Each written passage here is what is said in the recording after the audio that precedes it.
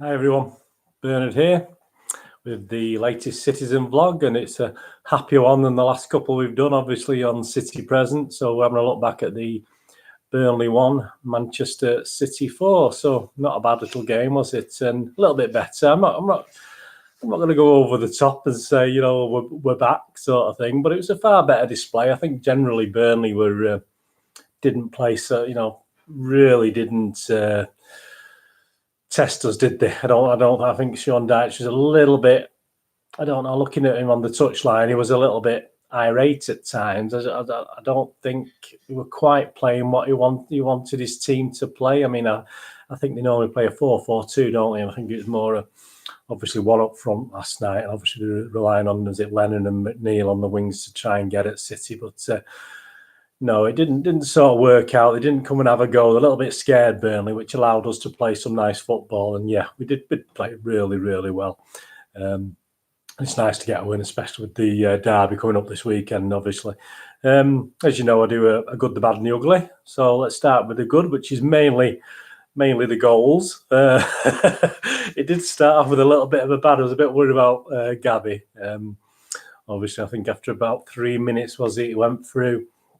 And he was offside, actually, but again, he was very hesitant in what he was doing, and a good chance was spurned. So, as I said, it would have been called off for offside anyway. And then, obviously, on 6 minutes, a little bit of a brighter Gabby, wasn't it? I think it was an Angelino shot that came in, and again, he was a good, you know, Gabby offside. Jesus, it was a good yard or two offside again this time. But it was a nice little flick, wasn't it? It did a little back flick that actually redirected it into the goal. So that was really great because, I mean, we had 76, you know, it's offside obviously, but it was really great to see that nice little touch. We had 76% of the play overall, 4 shots for Burnley, 17 for us, and we got 8 on target, which wasn't too bad. Burnley got 2 on target. We managed to keep at least one of them out, didn't we, unfortunately? Yeah, so I mean, the first 20 minutes, we did up and puff again a little bit. We had a few chances. KDB was doing his usually workmanlike, trying to get those killer crosses in, killer balls in. And it was 23 minutes, wasn't it, before we saw the first goal from Gabriel. Great, well-taken goal. Nice little build-up, great little silver assist, but it was all credit to Gabby. I mean, absolutely fantastic. I mean, to get it wide of Pope, you've got to put it a bit wide anyway, haven't you? Which you did in the second half as well, didn't you? But unfortunately, that one went wide of the post. But I mean, Pope must be about 8'6", mustn't he? I don't know, but it was a good little goalkeeper actually. But he had some good little goalkeeper. As I said, he's about 8'6". So yeah, I mean, the way he put the bend on it and scored that first goal was absolutely superb. And we did have other chances as well. I think Gabby and Sterling, that's one of the bad things. I think I did notice last week when they played together, they do tend to get into the same spots in the 6-yard box or in the box, you know, and they do tend to fall over each other. And there was a fantastic chance to go 2-0 up. Again, even though I think Sterling ended up taking the shot, Gabby was sort of in his way, probably put him off and allowed Pope to make a good save again. So that could have been 2-0. Bernardo had a great chance to make it 2-0 as well, and he obviously, Pope made a good save for Bernardo. So it was one of those things, wasn't it? 1-0 at half-time. You thought, well, Burnley surely can't play as tentatively again in the second half, but we're only 1 goal up, and it should have been out of sight again, which is a bit of a worry, obviously. But within 5 minutes of the restart, again, good slow build-up. We had a couple of chances. The ball kept coming back to us. We had enough men to pick up the loose balls, the second ball, as they call it. And, you know, we seemed to pick up the second ball every time. And I think it was like well over a minute led to Gabby's goal again, which was his second goal of the night, with a fantastic Kevin De Bruyne type, Bernardo type pass, obviously with his left foot into the box, and get a fantastic finish into the roof. I thought it had gone over initially into the roof of the net. Oh, I'll just say one of the bad things as well was the first goal by Gabby. I nearly forgot. Obviously, I was more worried about KDB went down in the centre circle, didn't he? I was more worried about that, so I didn't celebrate Gabby's goal until I knew KDB had got up and he was okay. Yeah, so that was a bit of the bad, obviously, because I was a bit panicky. So rather than celebrate Gabby's great goal, I was worried about what happened to KDB. But anyway, he was all well, wasn't he? So on 49 minutes, yeah, fantastic Gabby goal, fantastic build-up, just typical City, really. And about 3 or 4 minutes later, that was when he put the ball past the post again, Gabby Jesus. So that was unfortunate. Burnley again never really come into it, did they? And then it was 68 minutes before Rodri. Fantastic, absolutely. I mean, he was a bit dawdling if you watch the replay. He wasn't looking very smart on the edge of the box. He didn't look overly alert, Rodri. But obviously the ball fell to him. I think was it David Silva had an attempt at goal and it was blocked, and it just fell to Rodri. Oh boy, what a smash! I mean, he went from dawdling to smashing it into the net, which is absolutely fantastic. So 3-0, the game's over, isn't it? I mean, there's no way Burnley going to come back from that. You always think they're going to nick a goal, but 3-0, the game is at least won. And then obviously 71, Mahrez came on for Sterling. 79 minutes, KDB went off for Phil Foden, which is great to see him. Obviously, Gareth Southgate was in the crowd, wasn't he? So, but obviously he didn't get to see him. It was a couple of nice touches, but he didn't get to see too much, did he? And then obviously the last substitution was 84 minutes, was Garcia came on.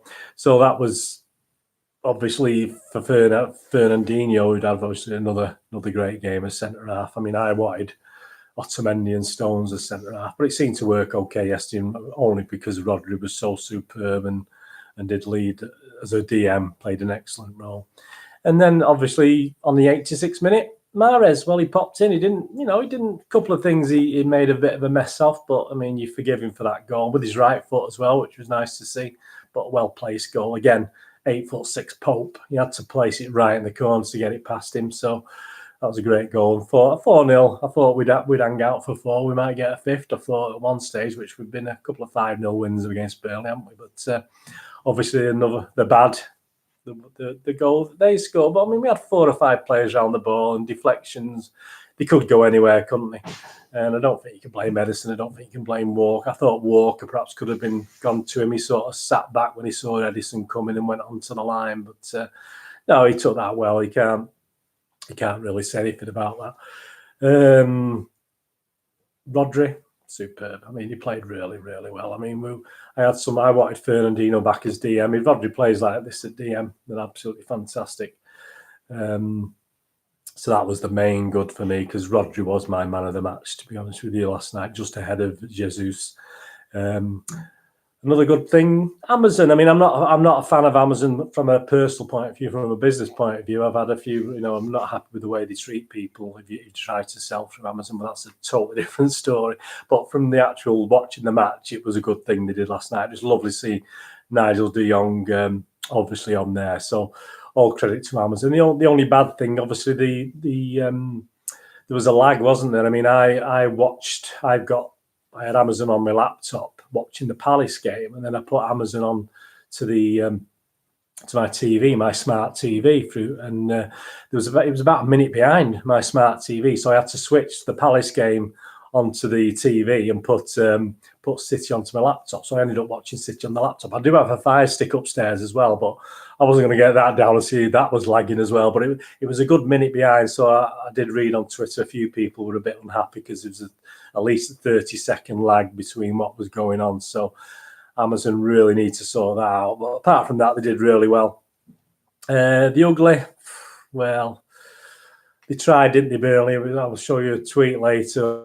I think there was no electricity in the City changing room, apparently, so they tried a little bit of mine. I mean, Burnley are known to do like cold water and stuff like this in the changing rooms for the showers, things like this, and so hey, we'll give them the benefit of the doubt, won't we? Because we beat them 4-1, but obviously the City players didn't let that affect them too much. And the other bad for me it really fades into the ugly, the bad and the ugly. And that was the referee, Moss. I'm not impressed with Moss. I don't think he's fit enough to keep up with play. He missed things. He gave Burnley stuff that he didn't give us. I mean, Burnley are a physical team. We know we're not going to get much protection from a referee like Moss. He's going to let things flow and he's not going to care. I mean, if City, have a pull of someone or do anything, we'll get booked. But obviously, Burnley players could get away with with whatever they want. But we knew that was going to happen. Unfortunately, I don't think anyone came out of it too injured. But I'm afraid he doesn't keep up with things. He's carrying too much weight, Moss, in my opinion. He shouldn't even be refereeing. He obviously he gets through because of his experience and his nous, obviously, and he's usually pretty well possessioned, even though he can't obviously keep up with play. But there's one thing, I think there's one foul on Foden that he totally missed. He had his back to all the action. He was just too slow to react. And I think Moss should be put out. Stick him on the VAR screen if you have to, give him something to do. But I'm sorry, he's carrying too much weight for me. He shouldn't be. He shouldn't be there. Pep, I won't say Pep was a bad thing. It's more a Pep Watch. He's got his little cough, hasn't he? He tends to get a little cough in the winter in the UK, I've noticed. And obviously we've been a bit worried about him, and obviously with his contract next year, etc.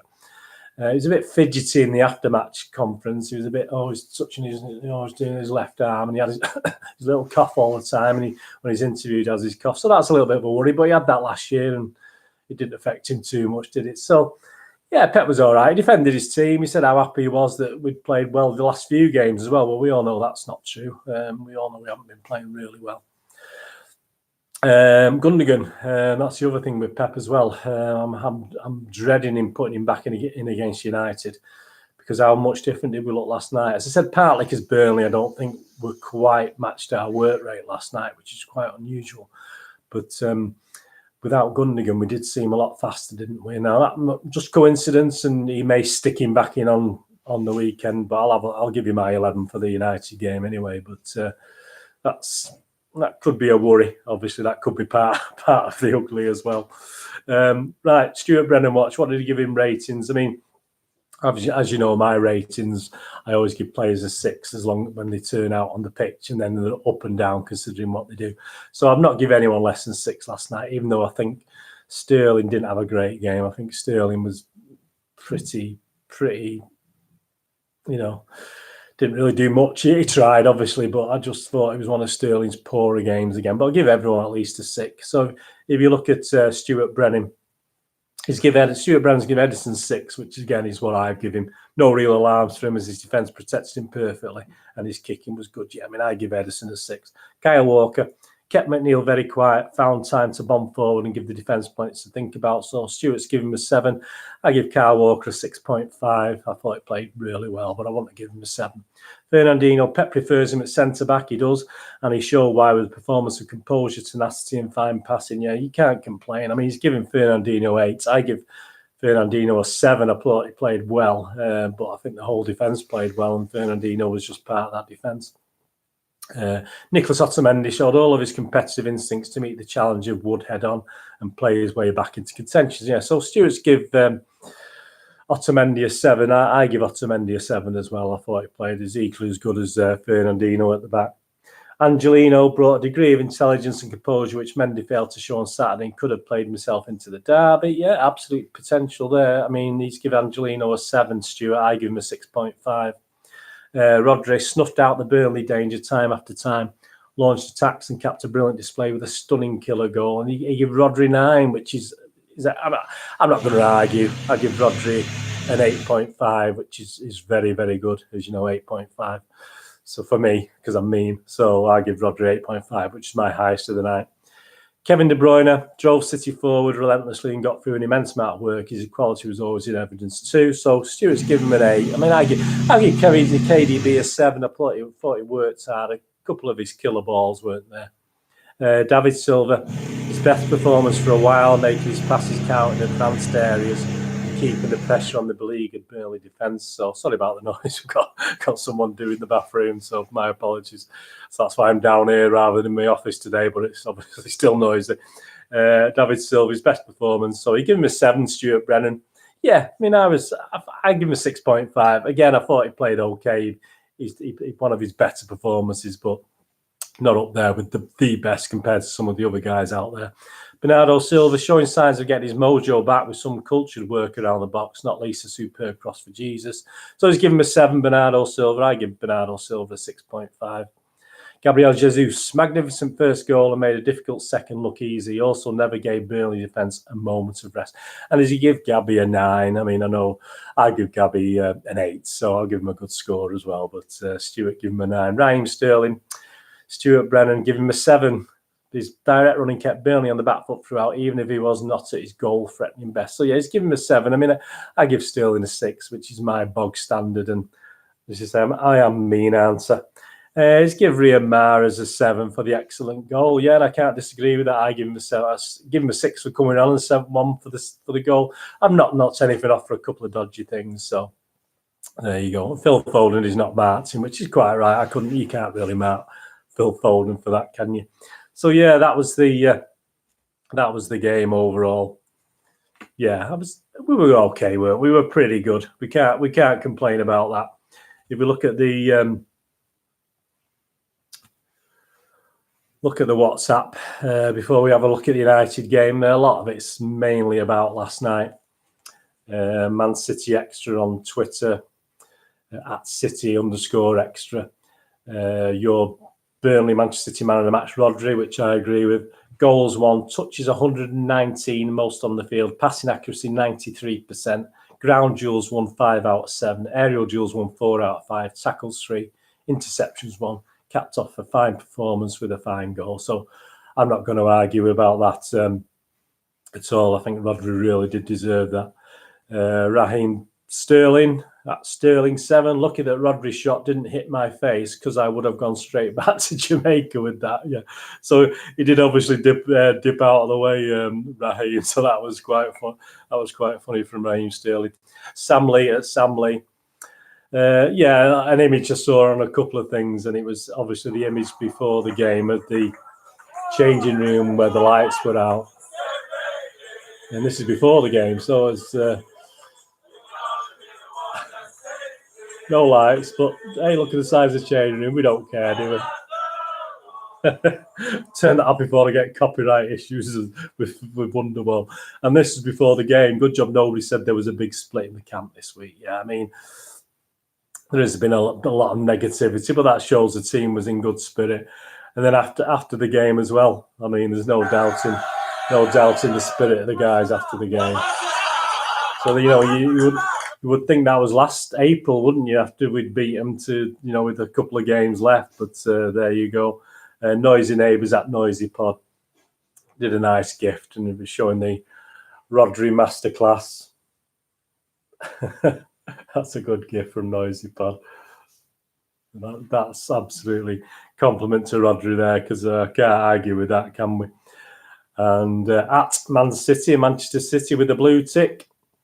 Match stats, obviously 24% Burnley, 76% City. Shots for Burnley, 17 City. 2 on target for Burnley, 8 for City. Corners 3. So yeah, we didn't restrict corners for Burnley, did we? We got to 0 last year, but they managed to get 3. But we managed to cope okay, thankfully. We had 8 corners. Fouls, Burnley did 9 and City did 6. If you think about that recently, City have been sort of getting a lot more fouls in a lot of the games. So obviously, but it's Burnley, so there you go. Official P. Dickoff, Paul Dickoff. Great to see Nigel de Jong absolutely smashing it on Prime Video Sport. So articulate, so knowledgeable, an absolute legend. Could listen to him all day long. Absolutely superb. We need more of Nigel de Jong, don't we? Man City Extra at City_Extra. Tonight's win brings up Pep Guardiola's 450th as manager. Yeah, so glad you're mine, he went on to say. Mahrez is the first Algerian to score 50 Premier League goals at Premier League. Thanks for that information. Pep Talk at Pep Talk 1894_2. I've been announcing goals before they happen all night, because my Amazon stream is about 30 seconds behind. My phone keeps telling me we've scored. My lad thinks I'm a football oracle and just said, "Dad, keep saying we're going to score because you keep being right." So it's quite funny. The poor youngsters, you know, they get away and just get away with things. All the youngsters, that's funny when you can do that. I did that when I recorded something years ago. I recorded it and then played it back. The kids thought, you know, I was saying things before they happened on a TV program. But there you go. Just Football did make a good point. Amazon Prime $7.99 a month. Premier Sport $11.99 a month. Sky Sports £30 a month plus £20 setup fee. BT Sport £29.99 a month plus £20 setup fee. Watching football in the UK is not cheap, it isn't, and you don't even get to see all the games for that. Something has to be done. It's ridiculous. You can't. I get to all the home games. I'm very lucky, and obviously occasionally get to an away game in Wembley, obviously. But the fact we can't watch City away and illegally anyway on the stream and stuff on some games is ridiculous in the UK. It needs sorting out. Something needs to be done about it. Ian Cheeseman posted a fantastic picture. I mean, we all remember, obviously, Bernard Halford. This is amazing and fantastic. It makes me proud of Manchester City. The trophies were taken to Bernard Halford's graveside, the true meaning of City till I die. So, I mean, we're all familiar with that great picture of Bernard Halford with the FA Cup. But look at that yesterday. Absolutely superb at his gravestone with the trophies. Brings a tear to the eye. I mean, I'm filling up now thinking about that. That's an amazing gesture from City there. Ian Cheeseman, glad Ian Cheeseman's shown that. And the last thing today, just a general thing on Roy Hodgson, actually. But Roy Hodgson, this is from @Richard Jolly, blue tick, @Rich Jolly. Roy Hodgson was 46 when the toast was invented. Today he became the first manager to win a Premier League game that was broadcast via an online streaming. What a life he has led. So that was quite funny on Roy Hodgson there. So that finishes the Twitter watch. And just quickly, looking forward to the derby, obviously, on Saturday. We're a bit more positive after that, aren't we? They've got a good game, a tough game, good game tonight against Tottenham. It'll be quite an interesting game. That I don't think Jose will park the bus for a change. I think with that team he's got, obviously with Tottenham, he'll go for it tonight. So it could be quite a good game. May keep an eye on it on one of me. I mean, I might have 3 streams. I might bring my Fire Stick down and have three different streams. I don't know if I'm allowed to have 3 lots. So I'll have my laptop, my telly, and my little telly, perhaps, and all lagged, obviously, all at different times. So that'd be quite funny. I watch 3 games at once, see how I can cope with that. Anyway, yeah. So that's tonight. Obviously, for Saturday, City are 1-3. So not the longest odds we've had all season, 1-3. They may have improved, may have gone up a little bit after last night, and if United don't do well tonight, 5-1 the draw and 10-1 for United to win. City now about 7-2 to win the league, best price. So put a quid on that, you'll lose a quid probably. And United are 1,000-1 to win the Premier League. So you put a quid on that, you'll definitely lose a quid. And just post it to me, United fans, if you want to do that. Away from home, they've won 1, drawn 3, and lost 3 of the last 7 games away from home. United, obviously, they've drawn with Wolves and the Southampton and Sheffield United, and they've lost against West Ham, Newcastle, and Bournemouth. And their only win away was against Norwich, which we didn't manage to do. So all credit to them. My team, well, I wouldn't be unhappy with the team that played last night, would you? I mean, based on what we saw last night as a starting team, as long as everyone's fit. So preferably, I would go Ederson, Walker, and I'll go Fernandino Stones based on last night's display. Even though, as I say, I wouldn't mind Otamendi or Rodri in there actually, and Fernand back as attacking as DM. But based on last night, I'll stick with Walker, Fernand, Stones, Mendy on the left. But hey, I won't be surprised if Angelino's on the left now. Obviously, Rodri in front as a holding midfielder. In front of Rodri, KDB and David Silva again. Nothing wrong with that as long as they're fit enough. David, put Foden in there. David's a bit tired. Perhaps David needs a rest. I wouldn't be unhappy with Foden in there. Obviously, Sterling and Bernardo again. Bernardo again had a good little game last night. It's not quite everything coming off what a killer ball, wasn't it, for the goal? And Sterling, obviously, you've got to play him against United. We might get a bit more room, or we might get a bit more room to move him. And obviously we're going to have Jesus up front, aren't we? So that's as long as everyone's fit. I think Pep said after the match last night, everyone came out of that quite well. So that should be the team. It's a derby. It's going to be nervy, isn't it? Everyone will be having a few, be on the lash, won't they? Everyone having a few pints. The atmosphere should be good for a 5:30 kickoff. Obviously, it's always a bit more angrier when the guys are a bit drunker as well outside of the ground. The atmosphere is always a bit, but hey, we're sort of better than them now, aren't we? Perhaps we'll tone the anger down a little bit. I don't think I go into Mary D's. I don't like really going into Mary D's before a derby game. Some of the least savoury songs are sung, etc., which I don't really like. So I probably won't. I'll probably have have some in City Square and go into the ground a bit early with my lad and a couple of the cousins going and a friend. So we'll probably have 3 or 4 in there in the ground, which before the game, and soak up the atmosphere in there. So that's what we'll do. And if you see me, spot me around and about anyway, I'll have a walk around and might have a walk near Mary D's and might go in. If I'm early, I'll go in early for one and while it's quieter. And but as you say, I'm probably going to be busy all day in Mary D's. So if you see me, come and say hello. I'll be around the ground on Saturday anyway. So that'll be great. Looking forward to that. I'm looking forward to, not with trepidation. I'm a bit more calmer watch. I was calmer watching them City last night because I know I've sort of give up on the league, even though we're going to fight till the end, obviously. But so I can watch the games a little bit calmer, and I'll watch the United game a little bit calmer, and we should do the business, shouldn't we? Prediction-wise, United will probably score, won't they? Let's go. I was going to say 3-1. Let's go 4-1. Let's go 4-1 City. Let's be positive for that one. I'll be back after the United game, obviously, on Sunday with an update on that, and I look forward to the Zagreb game, which is a dead rubber, isn't it? But that'll be interesting to see how many kids will place for that. Anyway, I hope you enjoy watching that. Please follow me on Twitter at nostalgia_movie, obviously with links to moviegamenostalgia.com, which is my website for DVDs, posters and board games. Please go on there and follow me on YouTube here for all these citizen vlogs. And if you're into movies, into board games, posters, please have a look at my watch lists for movie vlogs and enjoy them, and subscribe. Push the old subscribe button, push the bell notifications. I'll see you all very soon, whatever you're doing. The rest of the day, have a great one. Look after yourself, look after your friends, and more importantly, look after your family. Thanks for watching. I'll see you all soon. Bye-bye.